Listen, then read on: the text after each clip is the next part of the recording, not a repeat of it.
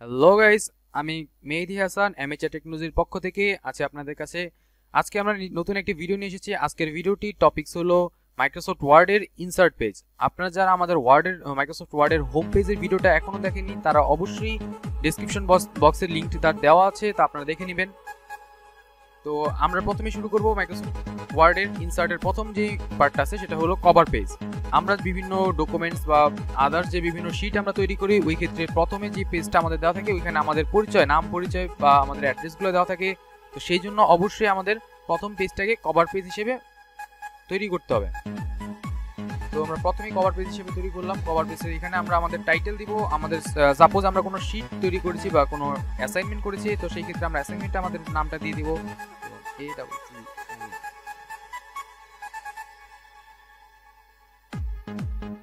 আমরা দিয়ে দিলাম আমাদের ইয়েতে। তারপরে আমাদের কোম্পানির নাম আমরা দিয়ে দিব বা আমাদের যে প্রতিষ্ঠানের নাম, আমরা যে প্রতিষ্ঠানে পড়ালেখা করি সেই প্রতিষ্ঠানের নামটা দিয়ে দিব। এভাবে আরো অনেক ফরম্যাট আছে এখানে, আপনারা যে কোনো ফরম্যাট চাইলে এখানে দিতে পারেন।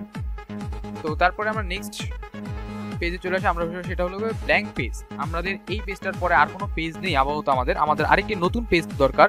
তো সেই ক্ষেত্রে আমরা করতে পারি যে স্পেসের মাধ্যমে একটা পেজ ক্রিয়েট করতে পারি। দেখেন আরেকটা পেজ চলে এসেছে, যে স্পেসের মাধ্যমে আরেকটা পেজ চলে আসছে। তো তারপরে আমরা আরেকটা ওয়েতে করতে পারি। এখানে ব্ল্যাঙ্ক পেজ নামে একটা অপশন আছে। আমরা এই ব্ল্যাঙ্ক পেজ যখন ক্লিক করবো সাথে সাথে আরেকটা পেজ আমরা চলে আসছে, ঠিক আছে। তারপরে আসেন পেজ ব্রেক। আমরা চিন্তা করলাম যে একটা পুরো পেজে আমরা টাইপিং করার পরে এই জিনিসের পরে যা লেখা আছে সব আমরা চাচ্ছি যে পরের পেজে চলে যাবে, এই পেজে আমি অন্য কিছু লিখবো। সেই ক্ষেত্রে আমরা করব পেজ এখানে সিলেক্ট করার পরে আমরা পেজ ব্রেকে ক্লিক করব। পেজ ব্রেকে ক্লিক করার সাথে সাথে আমাদের এখানে চলে আসছে।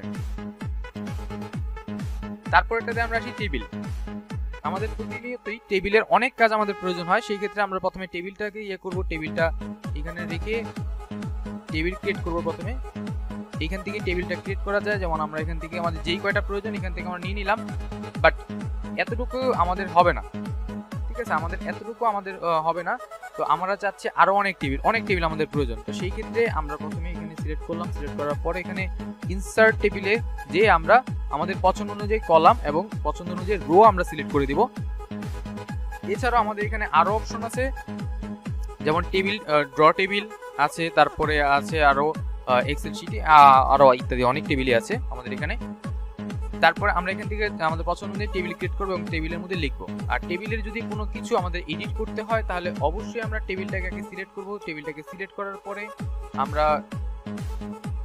টেবিলের লেআউট অপশনে যাব, কিংবা আমরা যদি নতুন কোনো টেবিলের কাজ করতে যাই, যেমন আমরা আরো এক টেবিল যদি ওপেন করতে চাই, ওই ক্ষেত্রে আমরা ফরম্যাটে যে আমরা টেবিলটাকে এডিট করে নিতে পারবো। টেবিল ডিজাইনে যে আমরা এডিট করে নিতে পারবো টেবিলটাকে। এখানে টেবিল অনেক রকমের কালার দেওয়া আছে টেবিলে, আমাদের পছন্দ অনুযায়ী আমরা টেবিলের কালারটা আমরা দিয়ে দিতে পারবো। তারপর ইনসার্টের আরেকটা কাজ হচ্ছে পিকচার অ্যাড করা। যে কোনো কাজের ক্ষেত্রে দেখা গেছে বেশিরভাগ সময় আমাদের পিকচার অ্যাড করতে হয়। তো আমরা যে কোনো একটা পিকচার আমরা অ্যাড করবো। সিলেক্ট করলাম একটা পিকচারটা আমরা এখানে বসালাম। দেখেন আমরা এখান থেকে প্রথমে বসানোর সাথে সাথে আমরা মুভ করতে পারছি না, কারণ আমাদের পেজে অনেকটাই লেখা আমাদের আছে আগে থেকেই। তখন আমরা কি করব, তখন আমরা নরমালি এখানে যাব লেআউট অপশনে যাওয়ার পরে আমরা এখানে দেখেন বিহাইন্ড দ্য টেক্সট অপশন আছে। এছাড়া আরো অনেক অপশন আছে। আমরা পিকচারটাকে কিভাবে দেখতে যাচ্ছি, পিকচারের ভিউটা কি হবে, ওভারভিউটা কি হবে, যেমন এখানে আমরা দেখতে পাচ্ছি পিকচারের ওভারভিউটা হবে, চারপাশে লেখা হবে, এখানে উপরে নিচে লেখা হবে। তারপরে এখানে আমরা দেখছি লেখার পিছনে চলে যাবে, এটা লেখার উপরে চলে যাবে। তো আমরা এখানে দিব বিহাইন্ড দ্য টেক্সট লেখার পিছনে।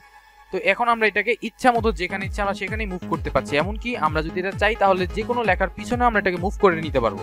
ক্লিয়ার? এগুলো আমাদের পিকচার। তারপরে হলো পিকচার। এখানে এডিটের ক্ষেত্রে আর অনেক অপশন আছে। এখানে আমরা চাইলেই যে কোনো ফরম্যাটে আমরা পিকচারটা রাখতে পারি। ফরম্যাটে রাখার পরে আমরা চাচ্ছি পিকচারের কালার চেঞ্জ করার ক্ষেত্রে আমরা পিকচারের কালারও চেঞ্জ করে নিতে পারি। এখানে আমাদের কালার অপশন আছে। এছাড়াও আমাদের এখানে মোর কালারের যে আরো অপশনগুলো আছে আমরা এখানে ইচ্ছা অনুযায়ী আমরা এডিট করে নিতে পারি। এছাড়াও আমাদের যদি পিকচারটা ক্রপ করতে হয়, যেমন আমরা বিভিন্ন এডিটিং সফটওয়্যার দেখি ক্রপের বিষয়টা, আমরা এখানে চাইলেই পিকচারটা ক্রপ করেও নিতে পারি। এইরকম আরো অনেক অপশন আছে। আপনারা ফরম্যাটে যে আপনাদের প্রয়োজনীয় যে কোনো অপশন আপনারা ট্রাই করে দেখবেন, অবশ্যই আপনাদের কাজে লাগবে। আর নতুন আরেকটি কাজে যাওয়ার আগে আমি আবার বলে নিচ্ছি, যারা আমাদের চ্যানেলে এখনো নতুন আছেন তারা অবশ্যই আমাদের চ্যানেলটিকে সাবস্ক্রাইব করবেন এবং বেল নোটিফিকেশনটি ক্লিক করে দেবেন। আর যদি আপনাদের ভিডিওটা ভালো লেগে থাকে অবশ্যই একটি লাইক করে দেবেন। আর আপনাদের ভবিষ্যতে কি প্রয়োজন বা কি আইটেমের ভিডিও আপনারা চাচ্ছেন তার জন্য আপনারা অবশ্যই কমেন্ট করবেন। আমরা সেই রকম ভিডিও দেওয়ার আপনাদের চেষ্টা করব। তারপরে আছে অনলাইন পিকচার। আমরা তো এতক্ষণ অফলাইন পিকচার ডাউনলোড করলাম, যেটা আমাদের কম্পিউটার আছে। আমরা চাইলে এখানে আমাদের অনলাইন পিকচার আমরা ডাউনলোড করে নিতে পারি। এখানে লোড হচ্ছে পিকচারটা। হ্যাঁ গাইস, আমাদের এখানে লোডিং শেষ, আমাদের চলে আসছে। চলে আসার পর আমরা এখানে সার্চ অপশন চলে আসছে। সার্চ বারে যদি আমরা আমাদের পছন্দ অনুযায়ী যা প্রয়োজন আমরা যদি সেটা লিখি তাহলে চলে আসবে। আমাদের কিছু লাইটের পিকচার প্রয়োজন, তো ওই ক্ষেত্রে আমাদের এখানে লাইটের পিকচার চলে আসছে। আপনি গুগলের মতো যে কোনো যেইটাই আপনার প্রয়োজন হয় আপনি জাস্ট এখানে লিখে সার্চ দিবেন, অটোমেটিকলি আপনার চলে আসবে। এবং কিছুটা সিলেক্ট করার পর আপনি জাস্ট ইনসার্টে ক্লিক করবেন, সাথে সাথে আপনার পিকচারটা অ্যাড হয়ে যাবে।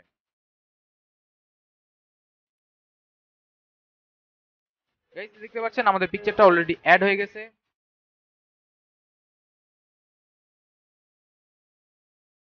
দেন আমরা কি করব, দেন আমরা এখানে আমরা চাইলে পিকচারটা আবার আগের মতোই এডিট করে নিতে পারবো। ইনসার্টের নেক্সট কাজে আমরা চলে যাই। আমাদের ভিডিওটা লং হয়ে যায় কারণ আপনাদের সবকিছু আমরা বিস্তারিত দেখানোর চেষ্টা করি।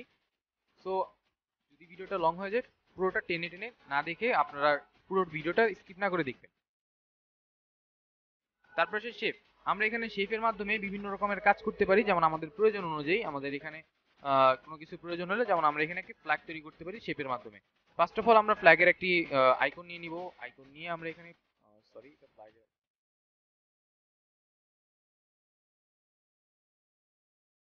আমরা একটি ফ্ল্যাগের আইকন নিয়ে নিলাম। ফ্ল্যাগের আইকন নেওয়ার পরে আমরা আবার একটি ইনসার্টে চলে যাব। এখান থেকে আমরা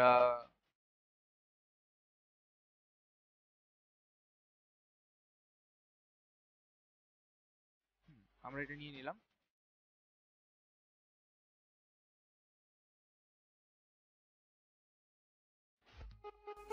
নেওয়ার পরে আমরা এটাকে গ্রিন করে দিলাম, এটাকে ইয়েলো করে দিলাম। দেন আমাদের মাঝখানে একটু রেড দরকার আছে,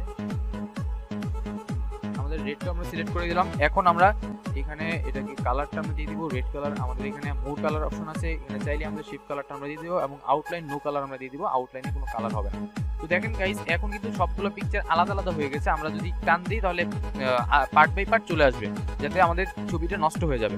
তো এই ক্ষেত্রে আমাদের এটাকে একসাথে করার জন্য অবশ্যই প্রথমে কন্ট্রোল চাপ দিয়ে সবগুলোকে একসাথে সিলেক্ট করে নেবেন। সিলেক্ট করার পরে হাতের রাইট বাটন প্রেস করতে পারেন, এখানে গ্রুপ অপশন আছে, আপনারা চাইলে এখানে গ্রুপ করে নিতে পারেন, কিংবা উপরে আপনি দেখতে পারেন যে গ্রুপ নামের একটা অপশন আছে, এখান থেকে চাইলেও আপনি গ্রুপটা করে নিতে পারেন। এবার আপনি পিকচারটা যেখানে ধরে আপনি টান দেন না কেন পুরো ফ্ল্যাগটাই আপনার একসাথে চলে আসবে। এবার যদি আপনি এটাকে আনগ্রুপ করতে চান তাহলে আবার গ্রুপ অপশনে যাবেন, এখানে আনগ্রুপ লেখা আসছে, কিংবা আপনি রাইট বাটন ক্লিক করার পরে এখানে আনগ্রুপ অপশনটা চলে আসছে, যেখানে আপনি ক্লিক করলে এটা আনগ্রুপ হয়ে যাবে। তারপর আমরা ইনসার্টের নেক্সট কাজে চলে যাব স্মার্ট আর্ট। স্মার্ট আর্টের ক্ষেত্রে আপনারা দেখতে পাচ্ছেন যে আমাদের এখানে বিভিন্ন রকমের স্মার্ট আর্ট আছে, যার মাধ্যমে আমরা বিভিন্ন ইন্ডিকেট আমরা করতে পারি এখানে যে আমাদের বিভিন্ন আদার্স প্রাইভেট পলিসি বা যে কোনো রকমের পলিসি থাকুক না কেন আমরা সেটা এখানে অ্যাপ্লাই করতে পারি। তো আমরা এটাকে সিলেক্ট করে দিচ্ছি। এখানে টেক্সট আমরা সাপোজ আমরা এখানে যদি প্রেগন্যান্সিকালীন সময়ের যে বর্ণনাটা সেটা যদি আমরা দিই তাহলে দেখেন আমাদের কি হয়, 3rd month,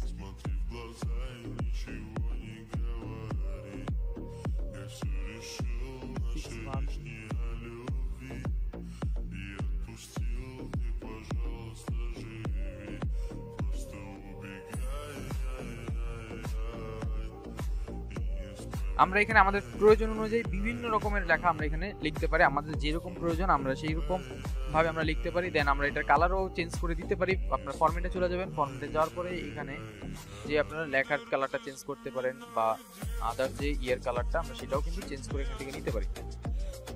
এখানে ফরম্যাট অপশনে যাওয়ার পর আপনার যে কোনো কিছুর আপনি জাস্ট সিলেক্ট করবেন, সিলেক্ট করে ওইটার কালারটা আপনি অটোমেটিকলি আপনি চেঞ্জ করে নিতে পারবেন এখান থেকে। ক্লিয়ার? তারপরে আমরা ইনসার্টে চলে যাই। ইনসার্টের আরো যে কাজগুলো আছে যেমন চার্ট, গ্রাফ চার্ট। আমরা বিভিন্ন দেশের পরিস্থিতি বা বিভিন্ন কিছুর পরিস্থিতি আমরা যদি বর্ণনা করতে চাই গ্রাফ চার্টের মাধ্যমে, আপনারা জানেন গ্রাফ চার্টের বিভিন্ন রকমের কাজ আছে যেটা আপনাদের প্রয়োজন অনুযায়ী আপনারা গ্রাফ চার্ট ক্রিয়েট করে নিতে পারেন। তারপরে আপনারা এখানে চলে যাবেন, চলে যাওয়ার পরে গ্রাফ চার্ট, এখানে একটা গ্রাফ দিয়ে নিলাম। গ্রাফ চার্টটা চলে আসার সাথে সাথে একটা এক্সেলের শীটে চলে আসছে। তো আপনাদের এখানে দেখেন ক্যাটাগরিগুলো লেখা আছে নিচের, এইগুলোকে আপনাদের ক্যাটাগরি ধরছে। তো আপনি এইগুলোকে আপনার পছন্দ অনুযায়ী আপনি বিভিন্ন নাম দিতে পারেন, যেমন এটাকে আপনি বিভিন্ন সাল ধরতে পারেন। যেমন ক্যাটাগরিগুলোকে আমরা যদি বিভিন্ন সাল ধরি, যেমন 2018,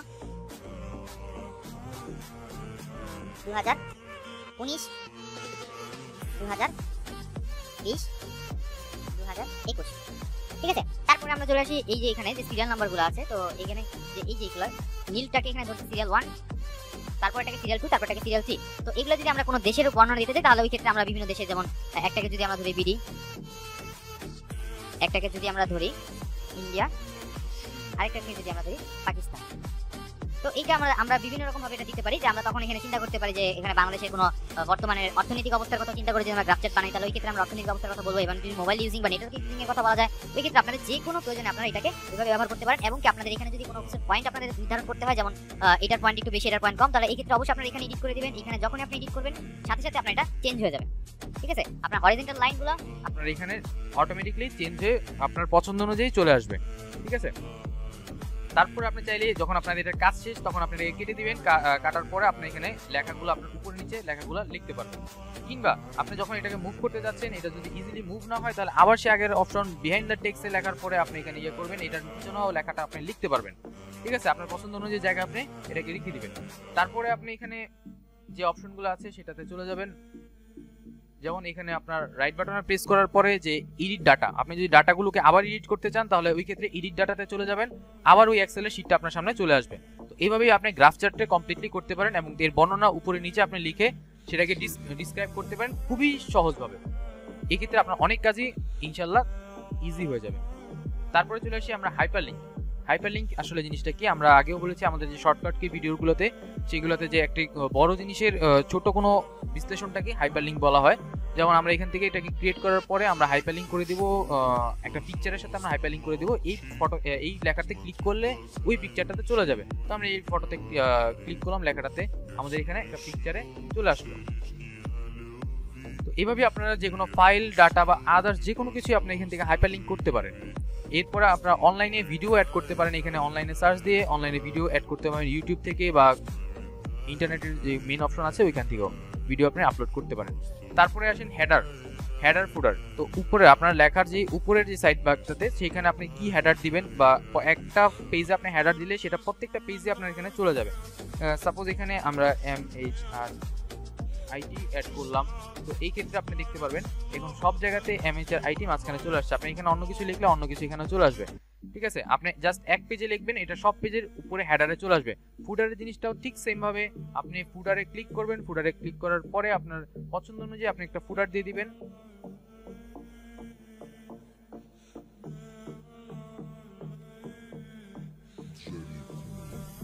হ্যাঁ, আমরা ফুডারটা এখানে ক্রিয়েট করে দিয়েছি। তো এখন দেখবেন যে আমরা ফুডারে যখন আবার এই ফুডারটা যখন আমরা মাঝখানে লেখা কিভাবে আসবে, আপনি ক্লোজ ফুডারে ক্লিক করলে সাথে সাথে আপনার মাঝখানে লেখা চলে আসবে। এখন আপনার ইয়ার মাঝখানে আপনি লিখতে পারবেন। এখন দেখেন আপনার ফুডারটা আপনার নিচে চলে আসছে, সবগুলো পেজে একই ফুডার। আপনি এক পেজে লেখার পরে আপনি যে 50টা বা 100টা পেজও লেখেন তাহলে সব জায়গাতে একই ফুডার চলে আসবে।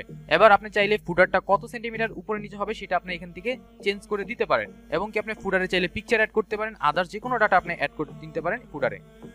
তারপরে চলে আসি আমরা ইনসার্টের পরের পেজে। আমাদের ভিডিওটা অলরেডি অনেক লং হয়ে গেছে, আর আপনাদের ভিডিওটা যাদের এখনো ভালো লাগছে তারা অবশ্যই আমাদের লাইক করবেন, লাইক কমেন্ট করে আমাদের পাশেই থাকবেন, কারণ আপনাদের একটি লাইকই আমাদের নতুন ভিডিও বানাতে ইন্সপায়ার করে। তারপরে আসেন আমরা পেজ নাম্বার। আমরা এখানে টপ বটম পেজ মার্জিন, আমরা এখানে যে কোনো জায়গায় আমরা পেজের নাম্বারটা আমরা লিখতে পারি, ঠিক আছে। আমাদের কত নম্বর পেজে আমরা ইয়ে করবো সেটা আমরা লিখতে পারি। তো এই ক্ষেত্রে আমরা দেখেন পেজের যেহেতু আমরা হেডার ফুডার ইউজ করছি, তাহলে ওই ক্ষেত্রে আমরা পেজের মার্জিনে মানে ডানে বা বামে আমরা এখানে ক্রিয়েট করব। তো আমরা ডানে, আমরা হাতের বাম সাইডে আমরা এখানে পেজ নাম্বারটা দিয়ে দিচ্ছি। দেখেন অটোমেটিকলি পেজ চলে আসে, পেজ 4, পেজ 3, পেজ 2, পেজ 1, ঠিক আছে। কভার পেজটা আমাদের নাম্বারে আসবে না, তাই এখানে কভার পেজের নাম্বারটা ধরেনি। তো এই ক্ষেত্রে আমরা দেখতে পাচ্ছেন যে আমরা যে কোনো জায়গায় আমরা পেজ নাম্বারটা দিতে পারি, অটোমেটিকলি পেজ চলে আসবে, আমাদের আর নতুন করে পেজ নাম্বার দিতে হবে না। তারপরে চলে আসছে ইনসার্টের নেক্সট কাজটা হলো আমাদের টেক্সট বক্স। তো আমরা এখানে টেক্সট বক্সে বিভিন্ন কিছু টেক্সট আমরা অ্যাড করতে পারি যা আমাদের প্রয়োজন অনুযায়ী আমরা বিভিন্ন রকম টেক্সট আমরা এখানে অ্যাড করতে পারি। এখানে আমরা আমাদের সাবটাইটেল বা আমরা আদার্স যে কোনো আমরা কিছু আমরা অ্যাড করে নিতে পারি, ঠিক আছে। তারপরে আমরা চলে আসছি ইনসার্টের যে নেক্সট কাজটাতে, সেটা হলো টেক্সট বক্সের আরো বিভিন্ন ফরম্যাট আছে, আপনারা যে কোনো ফরম্যাট আপনারা ইউজ করে নিতে পারেন আপনাদের প্রয়োজন অনুযায়ী। সবচেয়ে পপুলার ফরম্যাট যেটা এই ফরম্যাটটাতে আপনি যখন লিখবেন, লেখার পরে আপনি চাইলে এখান থেকে পিছনের ব্যাকগ্রাউন্ড এবং সাইডের যে বর্ডারটা ওইটা আপনি কেটে দিতে পারেন। তখন আপনার মনেই হবে না যে এটা আপনি অন্য কোথাও লিখছেন, মনে হবে যে আপনি একটা লাইনের মাধ্যমে লিখছেন। তখন আপনি আপনার পছন্দের লেখাটা আপনি যে কোনো জায়গায় ট্রান্সফার করে নিতে পারেন। ক্লিয়ার? তখন যে কেউ দেখলে মনে করবে যে এটা আসলে একটা নর্মাল লেখা, টেক্সট বক্স যে ইউজ করা হয়েছে এটা বোঝা যাবে না। তারপরে আমরা ইনসার্টের নেক্সট কাজে চলে যাই। নেক্সট কাজে আছে আমাদের এখানে watermark, sorry word art. Word আর্টের মাধ্যমে আপনি যেই লেখাটা সিলেক্ট করবেন এই লেখাটার উপরে আপনি যদি এডিট করতে চান তাহলে লেখাটা এডিট হয়ে যাবে। ঠিক আছে, এই হলো ওয়ার্ড আর্টের বৈশিষ্ট্য। তারপরে আপনারা ইনসার্টের আর তেমন কোনো কাজ নেই। আজকের মতো এখানে ইনসার্টের কাজ শেষ মাইক্রোসফট ওয়ার্ডের। নেক্সট ক্লাস আমরা নিয়ে আসবো ডিজাইনের উপরে, লেআউটের উপরে। ঠিক আছে, তো ততদিন পর্যন্ত ভালো থাকবেন, সুস্থ থাকবেন এবং অ্যামেচার টেকনোলজির সাথে থাকবেন এরকম নিত্য নতুন টেকনোলজি রিলেটেড ভিডিও পাওয়ার জন্য। আসসালামু আলাইকুম।